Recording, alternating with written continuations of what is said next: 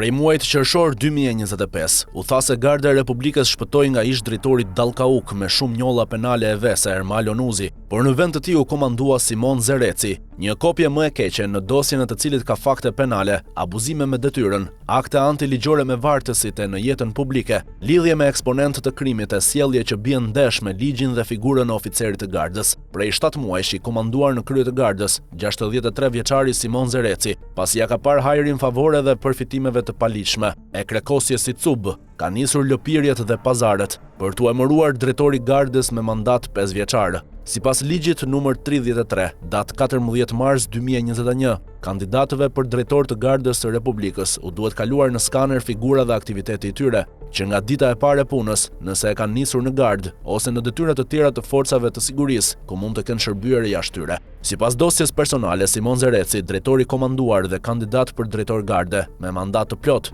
rezulton me dosje penale për dhunë barbare pa asnjë motiv dhe grabitës i qytetarëve për të përmbushur egot dhe gangsterizmit të tij. Një nga rastet është ai i datës 22 prill 2022, kur Simon Zereci, në atë kohë komandant grupi në njësinë speciale në Gardë, ka rrahur barbarisht qytetarin Iris Peti në sy të fëmijës së tij, te hyrja e shkollës Ibrahim Brahja në Sauk, dhe i grabiti çantën personale, celularin, e tentoi ta merrte peng me furgonin e Gardës. Për shkak të dhunës, qytetari përfundoi në spitalin e traumës, bëri denoncim në komisariatin numër 1 në SHQB-n e Gardës, por Simon Zereci nuk u procedua penalisht, u la në detyrë dhe vazhdoi të dhunonte qytetarë të tjerë, madje kërcënonte biznesmen e gazetar me porosi. Në dosjen e Simon Zerecit në Gardë janë skeduar 8 raste dhune fizike, ndërsa në SHQB-a ka një dosje për të dhe abuzime të tjera gjatë detyrës së jashtë saj, por për asnjë rast nuk është ndëshkuar dhe nuk është kallëzuar në prokurori. Kandidati Simon Zereci, që po lakmone po bën pazare për t'u emëruar drejtor Garde me mandat 5 vjeçar,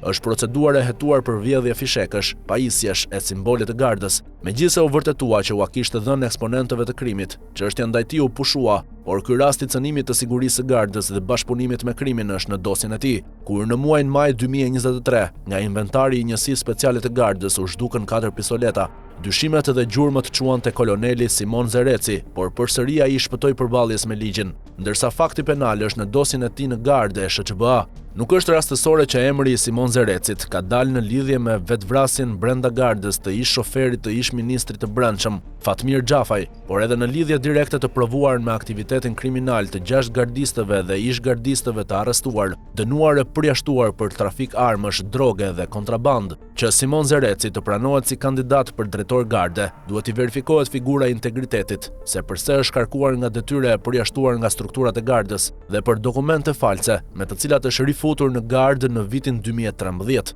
Duhet verifikuar motivi i vërtet i plagosjes së Simon Zerecit, kur ishte zëvendës komandant i kompanisë operative të Gardës. Në nenet 16 e 17 të ligjit për Gardën, përcaktohet ky kriter: kandidati për drejtor Garde nuk duhet të jetë në konflikt interesi me detyrën, ndërsa Simon Zereci ka një nepotizëm klasik. Bashkëshortja e tij, Albana Bogdani, është punonjëse në zyrën e burimeve njerëzore të Gardës. Pra Simoni gjatë këtyre 6 muajve si drejtori i komanduar, ka punësuar dhe persona me precedent penale, dokumenta shkollore false, ndërsa bashkëshortja e tij ka bërë miratimin e dosjeve të tyre. Por të njëjtën gjë do të bëjnë bashkë edhe nëse Simoni do të emërohet drejtor për 5 vite të ardhshme. Një verifikim tjetër i duhet bërë kandidatit Simon Zereci, me çfarë punësh është marrë deri më tetor 2013, kur ishte i përjashtuar nga Garda, sepse në CV ka deklaruar se ishte i papunë, ndërsa ministra së brendshme Albana Koçiu, që do të bëjë përzgjedhjen e drejtorit të ri të Gardës, i kujtojmë faktin që mandati është 5 vite, ndërsa Simon Zereci është 63 vjeç